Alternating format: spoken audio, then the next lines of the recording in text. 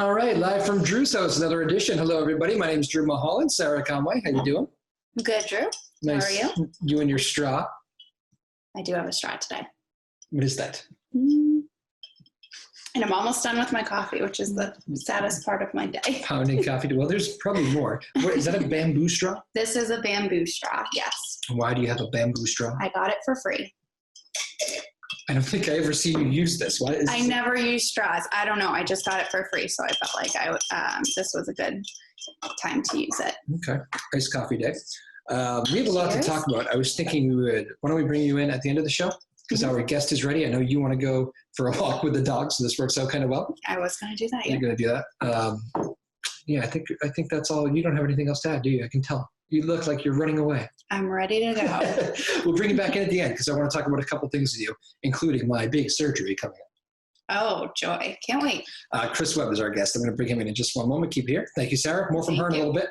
Welcome back to Live at Drew's House. My name is Drew Moholland. Hope you're all doing well out there. My guest today is Chris Webb of the Newburyport Brewing Company. Chris, you are a return guest. It's been a while, though. How are you, my man? Good. Thanks for having me back. This is a return guest. I'm going to take that as a compliment that the first meeting went well, so I get a second invite. Yes, that tends to be a good sign that it didn't go well if you don't get the return invite, right? Right, exactly. Where are you coming to us from? I notice it looks like a basement. I'm in my unfinished basement here in the beautiful historic city of Amesbury, Massachusetts. I actually moved to Amesbury, and I live right on the top of a hill with a 300-acre Woodsum farm in my backyard. So I've got 300 acres to mountain bike and hike, and I'm above the tree line, so I see the sunset every night. It's a really beautiful spot. But this basement is unfinished, so it's nice and cool down here, but our goal is to finish it. So for now, I just have some props like my license plate when I lived out in Colorado as a ski bum, my ticket to a 2008 Celtics game when the Celtics won the world championship, and then my golf clock my dad gave me. So very cool. I usually end up in the basement when I'm in trouble. You're not in trouble, are you? I'm in the doghouse when I'm in trouble. Huh? I sleep outside when I get into trouble. Very good. Well, let's first thing first on a personal level. How has the pandemic been? You doing all right? Everybody healthy? Yeah, the family's healthy. The business is, it's okay. The good news is we're flat in the off-premise because people are going to liquor stores and buying beer.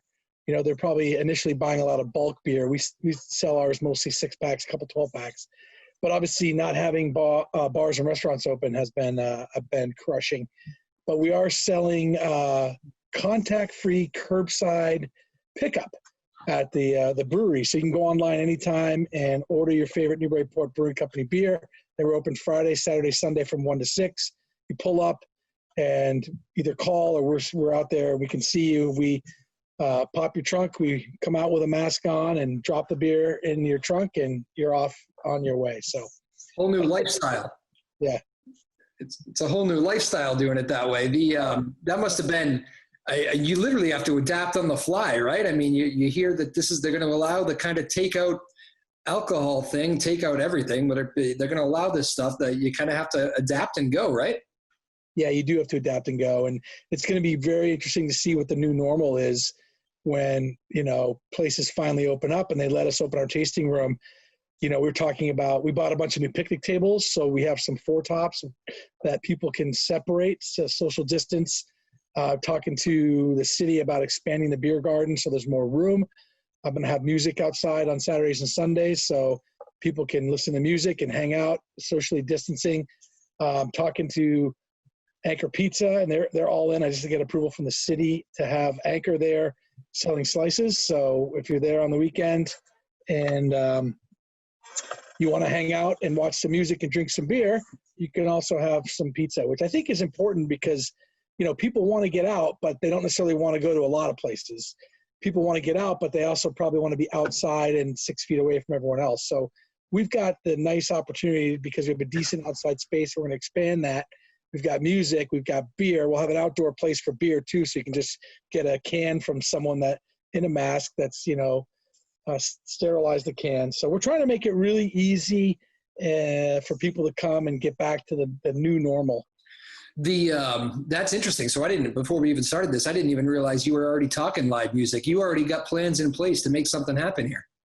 Yeah, because we've got a lot of time on my hands for one, but yeah, we've always been a music venue. But I think inside music is going to be tough because there's just our inside space isn't huge, and I think we just need to be very careful with how this is going to go down. And we don't want to be a hub where we're passing it on. We want to be a place where people feel really safe and really clear. And so, yeah, but I would like to have, we've got a stage outside that'll be 6 to 10 feet away from people. We'll have the tables 6 to 10 feet away. We might do table service, so you're not going to the bar. I mean, you can walk up to the counter and get a beer or a pizza, but we'll have people floating around to bring you stuff. We'll be sterilizing chairs after people, sterilizing tables. So we're just following the lead from the governor and the state around how to do this once they give us the green light. Our lives kind of overlap a lot. A lot of the same people that I do. They'll come on the show. They'll play. You have one of the more popular music spots in town, so you pretty much know every local artist that comes through. I have most of these local artists that I have talked to, and that is an industry that has also been hit very hard. These guys and women trying to stream online. That's not what they planned last year around this time. But it is something that I'm sure they would be into it. They're kind of getting us through this with the entertainment. It would be cool to kind of be able to find an avenue through, and maybe it's easier being a smaller act, playing some smaller places. I don't think people are going to get back in theaters and arenas anytime soon, but maybe an idea like you have works out. Yeah, I agree. I think you're right. I think the bigger venues, like my business partner, Bill, and I actually have a funk band. We have a 7-piece funk band called Dos Pintos. And I had actually booked us a gig at the Grog on a Saturday night in June 13th, I think it was scheduled for. And of course we had to cancel. So those Grog venues downstairs, sweaty bars where people are dancing shoulder to shoulder, I'm pretty sure that is a thing of the past, at least for the next 6 to 12, maybe when they get a vaccine. I think that people are going to be nervous about that. But an outdoor venue where there's space and good quality music and good sound, I think will be a winner. Music's always a draw, right? That. Everybody wants to see live music. They want to be entertained. They want to have good pizza. They want to have good beer. So hopefully we'll get our fans back to Newburyport. We'll try to get back to a new normal that's not too obnoxious. Just plug away until we have a vaccine, because this is no BS. You keep hearing about people dying every day, and I think we got to be really careful, take care of all the elderly and the frontline workers. Yeah, it's good to hear. You talk about that new normal, and you said you might bring in the Anchor Pizza. Is that part of the pride you take in this? Maybe getting some other companies involved. Let's try to come back from this together. Yeah, totally. The guy that owns Anchor, he bought it from the original guy. He's a young guy. His name's Ashland. He's a really good guy. He's hustling. It's his family business. I talked to him the other day. He was like, look, we're doing okay, but we've definitely been hit. He goes, I'm all in coming there on the weekends with you guys. He's like, I'm actually looking to buy a pizza oven. So normally when they come for our events, they have like the warmer, and they have a table with a tent, and they make the pizzas in Newburyport, bring them down to the brewery and sell slices. He's talking about buying a brick oven and actually being able to cook pizza on site, which would be freaking awesome, right? Then you're getting fresh pizza, fresh beer, live music. We'll still have dogs and kids running around. We're talking about maybe potentially trying to rent the and I guess I'll get ahead of myself here, but whatever. The neighbor next door has a really big grassy knoll, and I'd love to try to rent that and then put up some snow fencing and have alleyways, for lack of a better phrase. So you could rent them, reserve them. So if you and your wife want to come up with another couple, or your kids or dogs, you'd be like, okay, we're going to have this bay from 3 to 5. And you can have your dogs run and your kids run, and you're like kind of locked in, but you're still with everybody. You open the door and get out and get a beer and get a pizza, but there's some kind of privacy for people that know that their kids and their dogs are going to wander with all the other kids and dogs. Man, so this is the 2020 business owner here, huh? Trying to think of all these new things. Exactly. Yeah. Speaking of new, we got a new can for our pale ale. Usually I do a coffee mug show off, but yeah, that's silly. It's got to be you got to show off the beer can. I see that. Excellent. That nice? That looks sharp. And it's got a nice red orange hue. Really easy to read with a yeet sign on there. Good times ahead. That's our hashtag. Good times ahead. It's a good one for the times. Yeah, and this is the the tagline across the top, which has always been there, is called, for the Newburyport Pale Ale, slightly citrusy American Pale Ale that's well balanced for smooth sailing. Beautiful thing. Hey, what's the, I wonder, what is the, you talked a little bit about, getting all these people back. And that's part of the pride of the business for you, is bringing in these other businesses. But let's get out of the pandemic times for a little bit. I would love to know, like, you have one of the greatest live music venues around, in my humble opinion. You have bands that play there, and there's no TVs. I mean, you go to your place, you're there to watch the music or hang out. It's a great spot for an artist, because you got to go there and pay attention to the music. What gave you the idea to, you know what, I'm going to open up a place and we're going to do live music, and that's going to be our thing? Yeah, that's a great question. When I started the business, I had read this book. Jim Collins has a great book called Good to Great and Built to Last. And he has a really simple model. It's a Venn diagram of 3 concentric circles, right? So the top circle is, what do you love? What are you passionate about?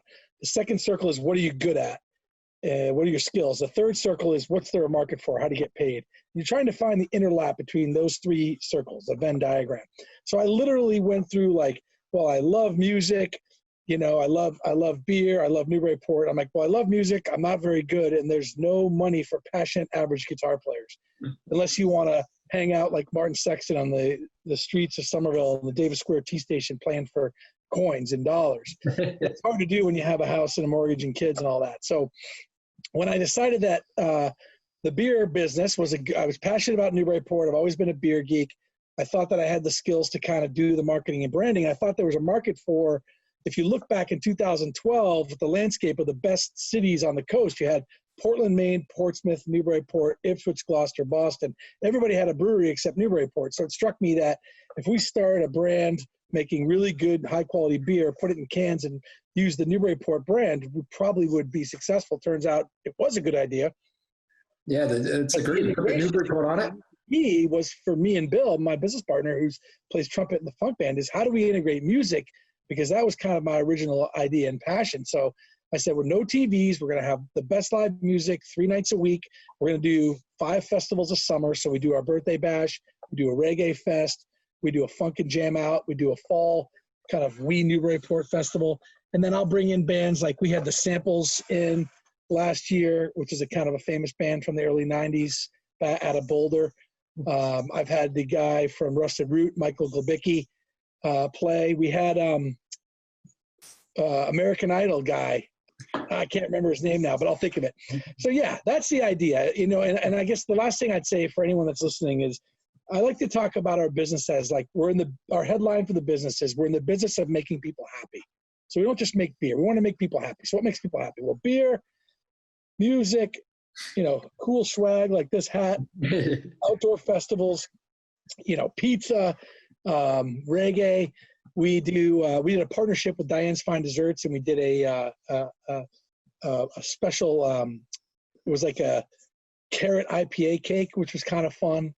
We had our beer on Delta Airlines, which was kind of cool. So if you think about your business, if you're in the business of making people happy, it changes the model, and you're not just manufacturing beer. You can do all kinds of other fun stuff.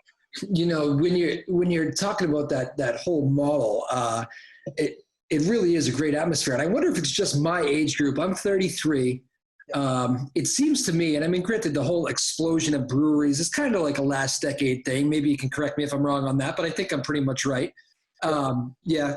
So it seems to me like I go into these places, and it's like, I have a lot of new parents. A lot of my friends are just parents, young kids. Yeah. It's like, that is the place to bring the baby. Put the baby in the whatever they're holding. They'll have the dog, and like, we're hanging at the brewery all day. I don't know if it's easier than a restaurant or what, but it seems like the place for babies and dogs. Well, that's right, Drew. So the first wave of craft beer, they called them microbreweries, was in the mid 80s to the early mid 90s.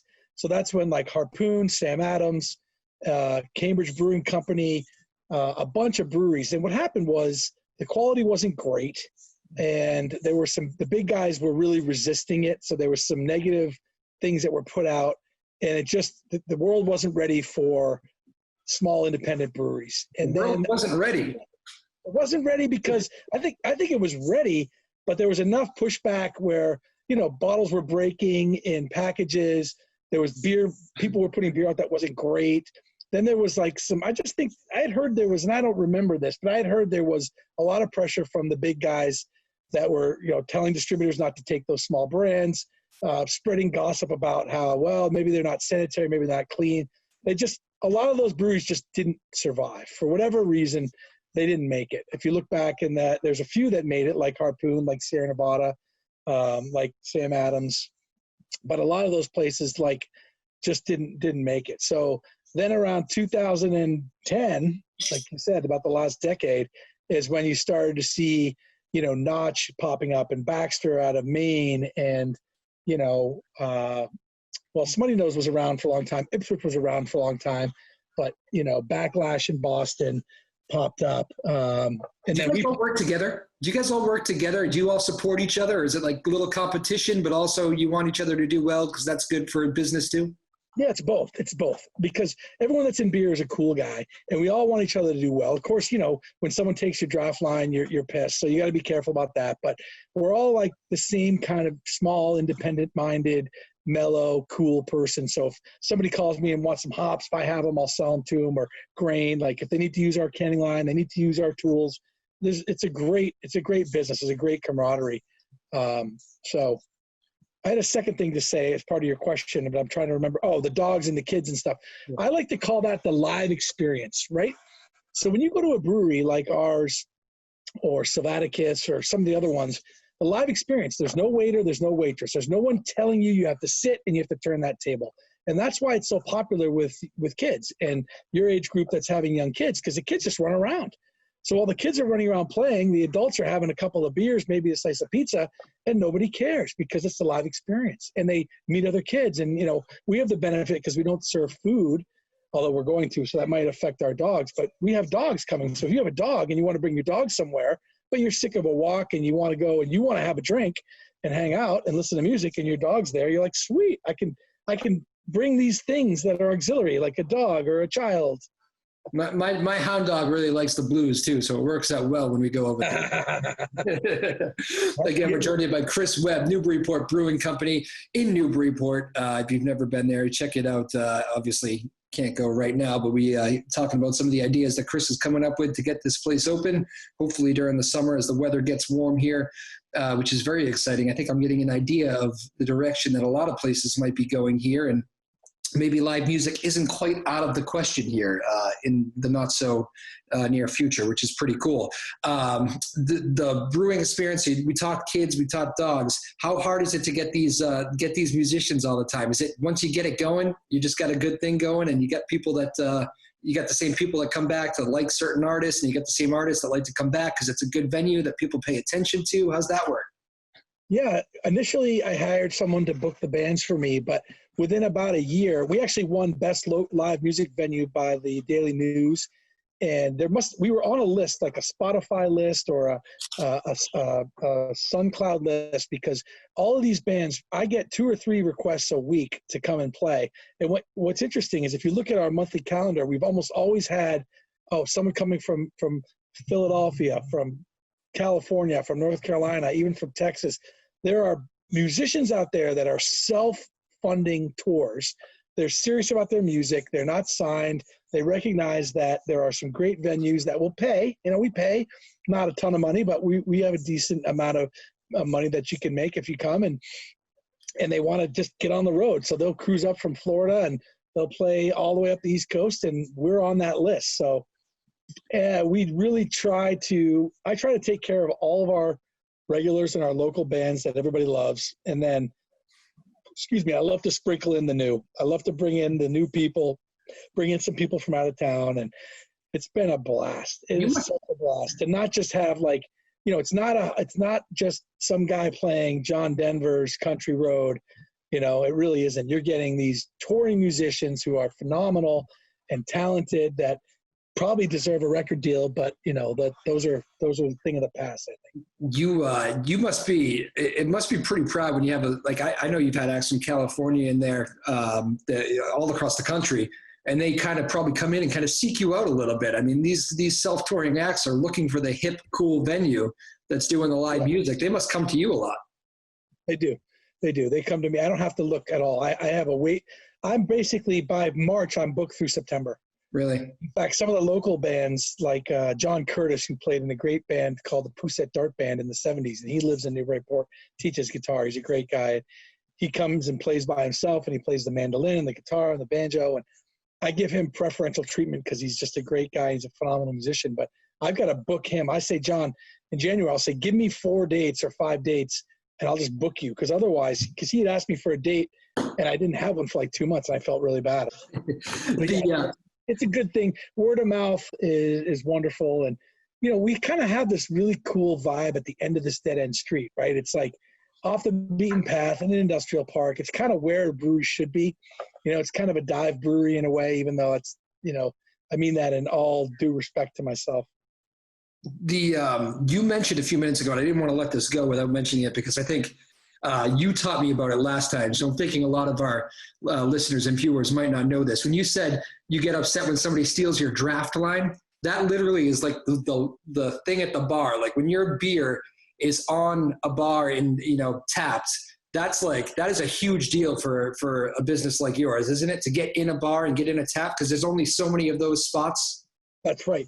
And it used to be historically that people would try the beer on the on-premise is bars and restaurants. I tried that Greenhead IPA. It was delicious. Then they go to the off-premise, the liquor store, and they buy it.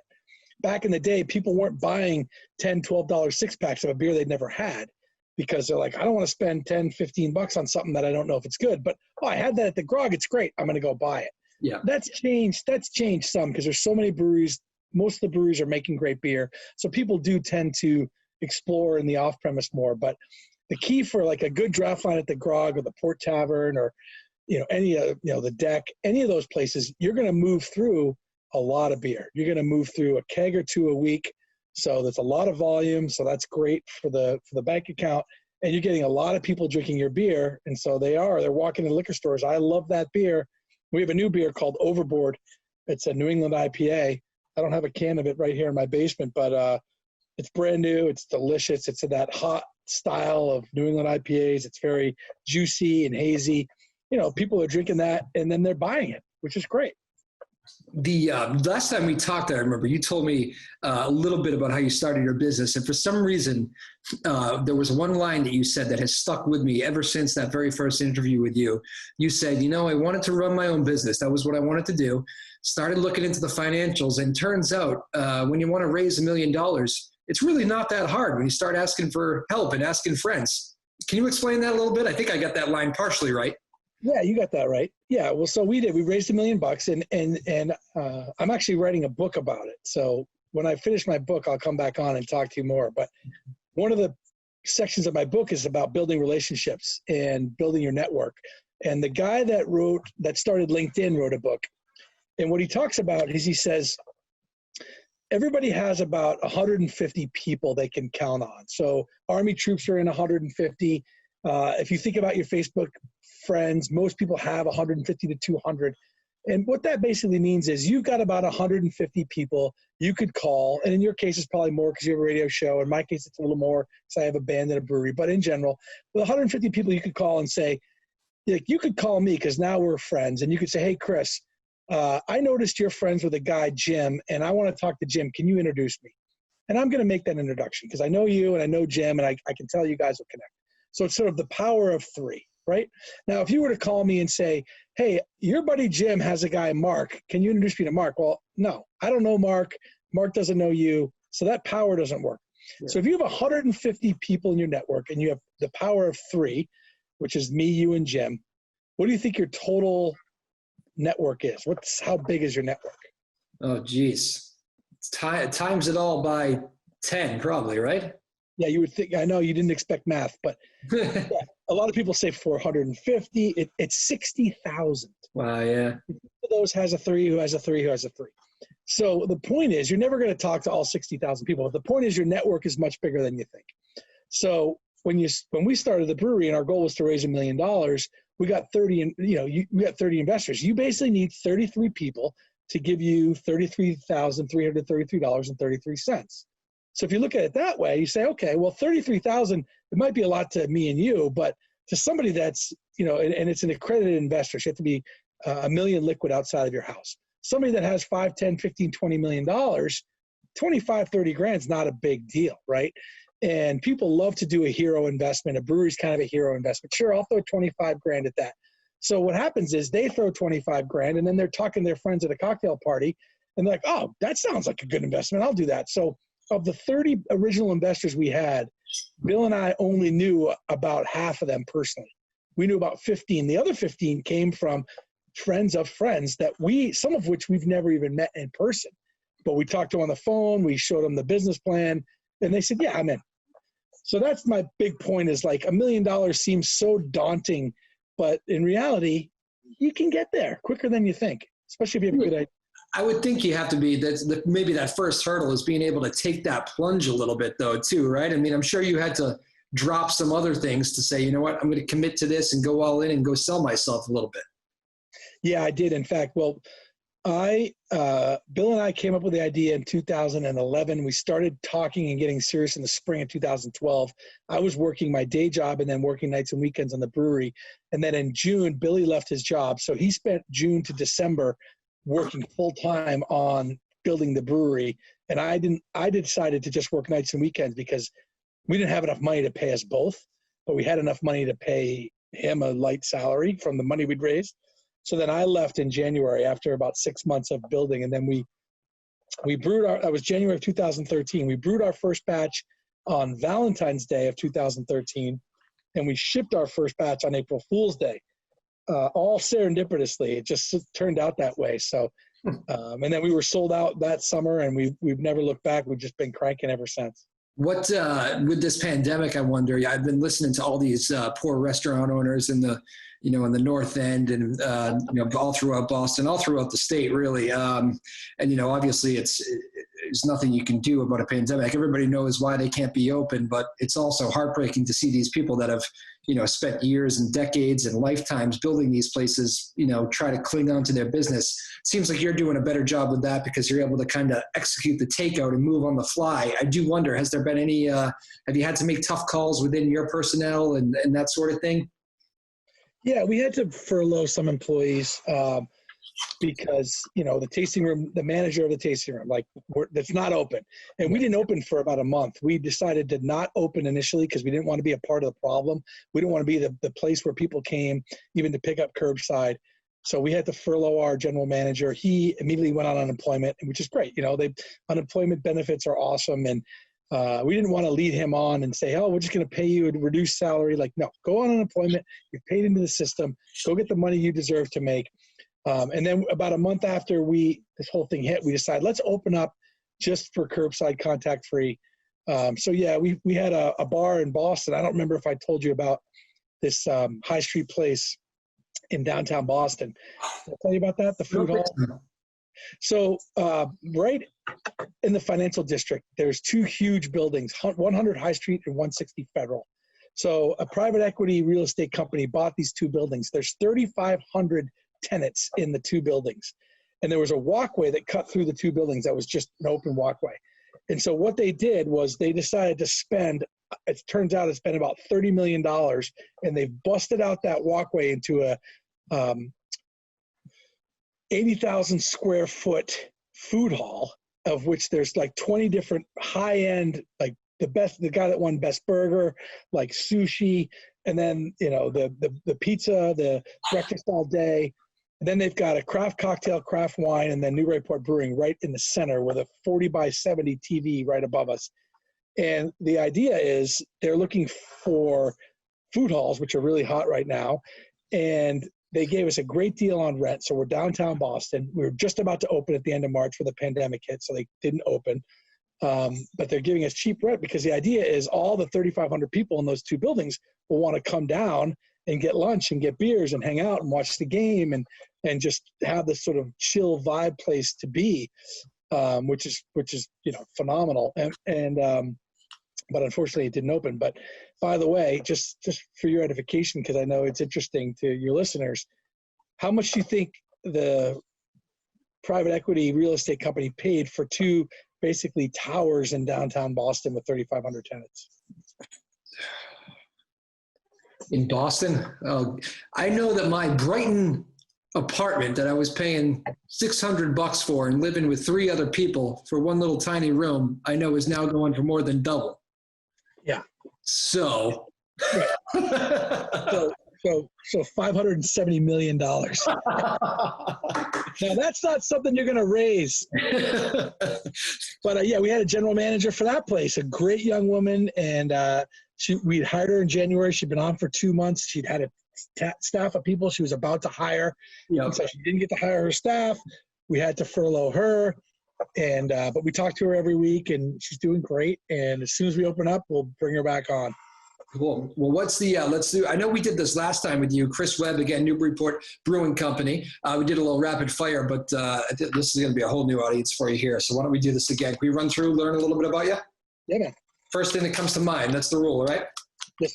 Favorite musician? Okay, favorite musician. I'm going Willie Porter. He's out of Wisconsin.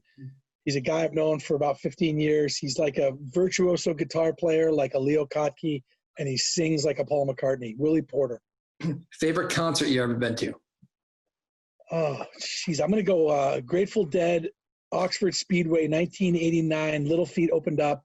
It was 2 nights. We were all camping out. It was about 25 of my high school buddies, and it was insane. It was just the Little Feat with the Grateful Dead and the sun setting outside up in the middle of East Bum F, Maine. I love it when people remember the date. That tells you it's a good show, right? Favorite movie of all time? Favorite movie? The first thing that comes to mind is Fletch, and that's only because we watched it in college 50,000 times. It was just so funny. We quoted all the lines, but I know it's kind of a slapstick Chevy Chase. So, I'm sure there's a better one, but I'm going with Fletch. All right. Can you remember the name of the artist? If not, maybe just kind of the vibe of that night. What's the show that like kind of caught you off guard, blown away at your venue? Oh, that's a good question. Caught me off guard and blown away. I'm going to go with a guy named Eric White. He's a local guy. We've had him on the show. What's that? We've had him on the show. Have you had Eric? Yeah. So I bought his, he was playing one night when he first started, and I was like, oh, he sounds good, But I was kind of like, I was just getting ready to go home, and he just started. So I grabbed his CD, and I put it in my car, and I loved it. And then as I'm writing this book, I have him in the background. I went on his website. So his music, that album, which is like 5 songs, is kind of like the theme song to my book. And then, of course, when I saw him playing again, I'm like, I brought my wife and my daughter, and we watched, and my daughter was dancing. So he's kind of become a buddy, and he's just super mellow and super talented, and he takes it really seriously. So you can just tell, like, all of his songs are well crafted. When he's doing covers, he does his own version. He plays the electric by himself, which you don't typically see. When you see a singer-songwriter, it's often the acoustic. He's got the electric up there. So he's a guy that I just had low expectations, like, one guy up there, and he just kind of blew my mind. Yeah, he's a really sweet guy too. He was, we really enjoyed having him on. He was great. Did he play some music for you? Yeah, he did. He's one of those guys too, because I hadn't heard him before. And he kind of, sometimes you just, you kind of roll the dice, and other musicians tell you should have this guy on. He's really good. And you just kind of take their word for it. And then they start singing. You're like, I did not expect that voice, Yeah. Well, I just remember the guy from American Idol that played at our brewery, Lee DeWise. Oh, okay. There you go. Didn't you have the, what was his name? The, some big 90s hit maker at one point. Sean Mullins. Yes. Yeah. Tell me that. Sean Mullins. Tell me that story. Yeah. Everything's going to be all right. Rockabye. Yeah, that's it. Yeah. Sean Mullins. He's actually become a buddy of mine. He's a great guy. So Sean Mullins, I met Sean Mullins back in the 90s. My best friend from college was living in Atlanta getting a master's degree in creative writing. And he saw Sean Mullins at a place called Eddie's Attic in Decorah, Georgia. And Sean said at the end of the show, anyone that wants guitar lessons, I'm giving them. So my friend took guitar lessons from him. So when he moved back up to Boston, he's like, oh, Sean Mullins, he gave me the CD. I'm like, oh, he's amazing. So a couple of years later, he came through and played at Club Passim in Harvard Square. So we went and saw him, and he was great, but he was down and out. Was really depressed. He was, after the show, we were talking to him. He's like, oh, I've been on the road for 9 years. This sucks. I'm all by myself. Nobody gives a crap. I'm going to hang it up. The next year, he went into the studio and he wrote this album, and that one hit, Rockabye, he threw it out to a bunch of radio stations, and one radio station, I think in like Cincinnati, Ohio, picked it up. And then it started to get energy. And then he passed it out. They passed it out to other DJs, and that's when DJs were making decisions. All of a sudden, my buddy went to get his lesson, and he showed up, and Sean was late, and he walks in, and Sean goes, listen to this, and he pushes his tape recorder, and he goes, hey, Sean, it's Jim from Columbia Records. Give me a call. I heard your song. Hey, Sean, it's Bob from RCA Records. He had all the major labels coming to him, trying to sign him. Now, the thing that's interesting about that is when you sign a record deal, usually you have to spend about $250,000. The record company spends about $250,000 to put you in the studio to record your album. And then they say, now go tour and work off that $250,000. Once you work that off, you'll start to make money. Well, Sean already had that thing dialed in. It was already done. So they just re-released it on Columbia Records. And so he made a bunch of money. So the next year, we saw him come back through Boston. He came through after that song was on the radio. He had a huge tour bus. He was playing at Mamakin. I don't know if you remember Mamakin. Yeah. Remember Mamakin? I was never there, but I know what it is. Yeah. Yeah, it was on Lansdowne Street. It was owned by Aerosmith, and it was a really big, fun bar. And here we are, a year or two later. We'd seen him in Club Passim in front of 30 people. Now we're seeing him in front of like 500 people. So I never had a friendship or anything with him, but I reached out to him last year because I was like, why didn't I bring him up? So I talked to his managers, and we brought him up. And I didn't talk to him, but they said someone needs to pick him up from the airport. So I'm like, I'll pick him up.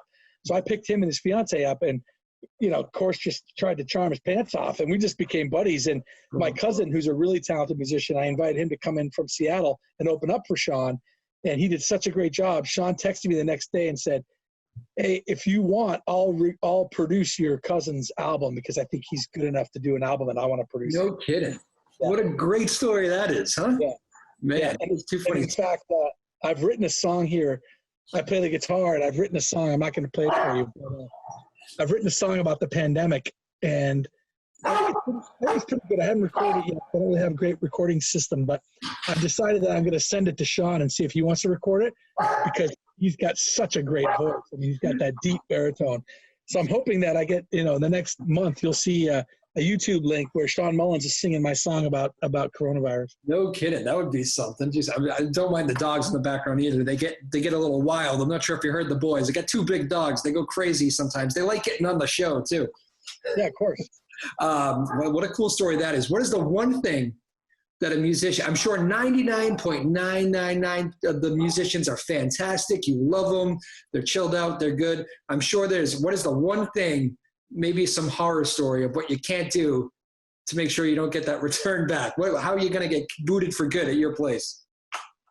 How do you get booted for good at my place? Yeah. Has anybody wronged you in that way? No one's wronged me in that way, but we did have a band that played, and they were just terrible. Yeah. And they were just rude, and their music was bad, and they played too loud, and my manager was like, don't ever bring those guys back. So I think if you got to be a nice guy, you got to be polite, but you also have to take feedback because it is a small room and we don't have a sound guy. So if you're playing too loud and the bartender tells you to turn down, turn down. Yeah. A lot of times these musicians, they can't really hear themselves. Their egos get out of control, and they're kind of like rock and roll. Well, we're a small venue. We're more of a 1, 2, 3, 4 piece kind of place. We're not a live rock show venue. So we've only had a couple people that have been that way. Most of the people are just gracious and wonderful. And, we're really lucky to have this community place where people can come together and hang out, listen to music, drink beer. And I cannot wait to get back to normal, whatever that looks like. I'm itching. I miss it so much. You literally got me excited hearing about potential plans to get outside and see some live music because, you fear the worst when you're hearing all these stories, but to hear an actual plan where this could actually happen, it makes me excited.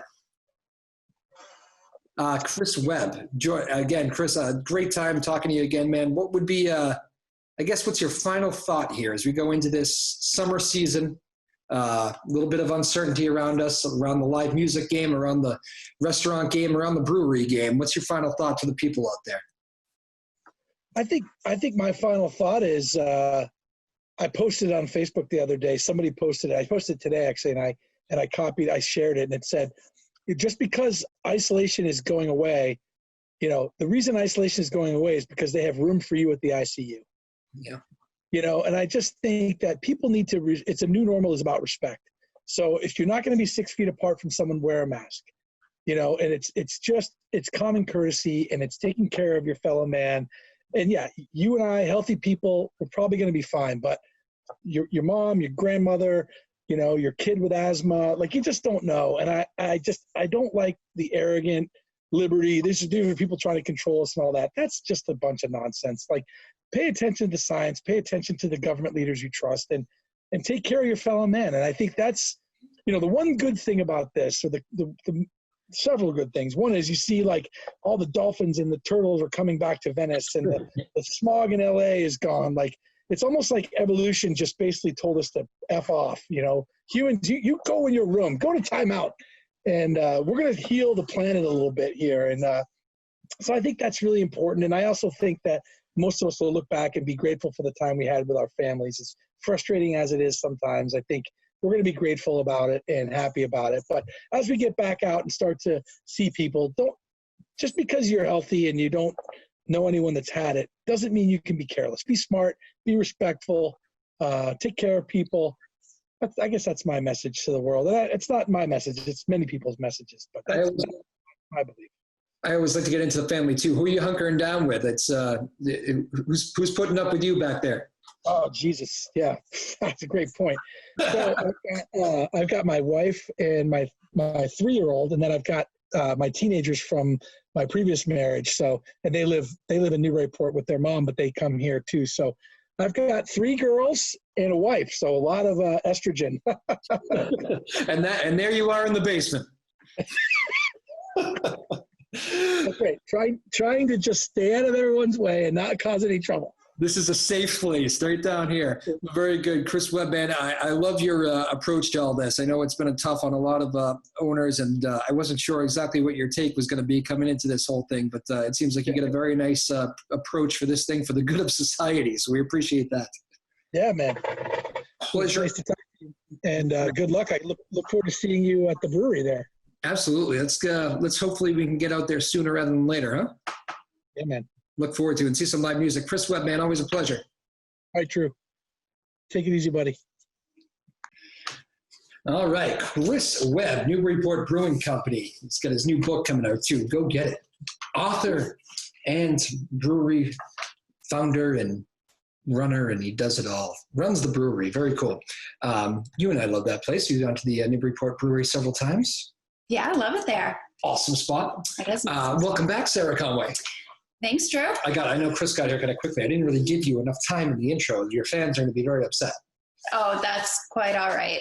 Can we get the bamboo straw back again? I can't. I finished my drink. That's okay. Well, and I'm also, the lighting's so weird. I'm like shining.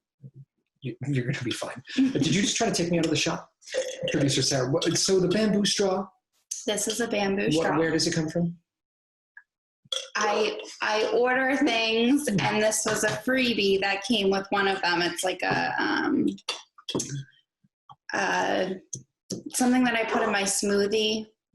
Is this good for like the environment or something? It is. Well, it's vegan. It's Sarah's a big supposed to be vegan. good for your health. And yes, they are very environmentally friendly. So this is a bamboo straw instead of a plastic straw. I get asked a lot why you do the, you probably do too. You get asked a lot? Yeah, well, because I mentioned it. I mentioned that I haven't been doing it for that long. I mentioned that you're a vegan, and people want to know what drives you there. What drives you there? Well, I mean, like I said, I haven't been doing it for that long, but I wish I had started it sooner because I really do think it's important. Mm-hmm. You really want me to get into it? Spark Notes version. Give it a go. Spark Notes version. Well, I mean, there's a lot of research out there about the environmental aspect of it and just there's so many humans, and with the amount of meat that we're eating, it's just, we're not going to be able to keep up with it and still have a planet that's functioning if we continue to eat the amount of meat that we're eating and go up to, what is it, like, I think by 2050 we're supposed to be up to like 10 billion people on the planet, which is just insane. So environmentally. So climate's reason one. And of course, you're not big on animal cruelty either. So that's the 1A. Yeah, I go back and forth between the two of them. But if you really, I know you refuse to watch them, but if you watch any of the, it's not true. I've watched several of them. Like some of the documentaries, but I haven't showed you any of the documentaries that really go into like factory farming, and in order to produce the amount of meat that we're really producing. You're worried about whether I can handle it? Well, you told me you don't want to see any animal cruelty. I don't want to see it. But animal cruelty is what goes into your hamburgers. Okay. See, it doesn't take much to get her going. I told you. A big thanks again to Chris Webb today. That was a lot of fun. Sarah continues to play with the shot. This is good producer work out of you. It's not working though. Dogs we lost the dogs today. I was trying to keep them quiet. Mookie wanted to play and Henry didn't want to. So Henry kept running in the house, and then Mookie would come in and bite his legs. Yeah, there was one moment where it sounded like a full-fledged wrestling match out there. It was. I was trying to control it. This will be one of the last shows. I think we'll sneak in one more. I'm not going to, I guess my schedule will stay the same, so you guys won't notice any difference. I'm not going to have to change anything, but I will be getting, this is like one of my final 2 shows, I think, with, until my wisdom teeth come out. Very big surgery. Yes. My guys, Sarah and my guys keep laughing at me. They're like, I'm saying, I'm going to get these out. I'm going to be laid up for a week. And they're like, wait a minute, you're going to be laid up for a week? Like, it's wisdom teeth. This is not that. And I've heard some mixed reviews on this, but apparently you guys are making me sound like a wimp. Some people do have a difficult time with it. Most people have had this procedure and it's fine. You take a couple days, you have a little swelling, you have some smoothies, and then you get back to your life. Well, I just don't think it's anything to take lightly. I'm the guy that passes out with the drawn blood. You are that guy. I thank again the woman at Beverly or Salem. I go to the doctor in Salem, and she caught me when I got my blood. They didn't give me my cookie. I thought I was going to get cookie and orange juice, and I thought they were going to get me all sugared up and let me sit there for a while. Nope. They took my blood. They said, you're out of there. I went to go make my next appointment, and I started to pass out and fall over. The woman said, oh, we got a problem, ran across, caught me. What an unbelievable worker that was. Saved the day and saved me a good fall. Yeah, that is pretty impressive that she caught you. And then she bought me a cookie. and then you got the cookie afterwards. I don't know. I have never been offered a cookie when I'm getting my blood drawn. Well, if you give blood, they give you cookies. I'm not in that category. I can't be doing that. I don't think it's that bad. You just sit there with your arm. They give you cookies. They give you orange juice. Oh, I'm horrified just thinking about it. I'm not a candidate for that. Pass out in 2 seconds. That's what I think. So you think I'm going to be difficult to test the wisdom teeth, that you've made that clear? Yes. And we'll end with that. I'm sure I'll be able to talk next week. Don't worry about that, folks. But that's coming up, so I'm looking forward to it. Hey, big thanks again, Chris Webb, Newburyport Brewing Company. It's a great spot, and looks like they're making some moves to live music and being able to do some stuff for the summertime. That is good to hear, and it seems like that might be the path forward for a lot of places. We'll see how that all plays out. That'll be fun, won't it? Mm-hmm. I am itching to do some of that stuff, so we'll see. It's all part of this new normal we're living with. My name's Drew Moholland. This is my wife, Sarah Conway. Mookie and Henry the dogs making their appearances known today. Thank you, boys. Good to see you, everybody. Until next time, live from Drew's house. Bye-bye.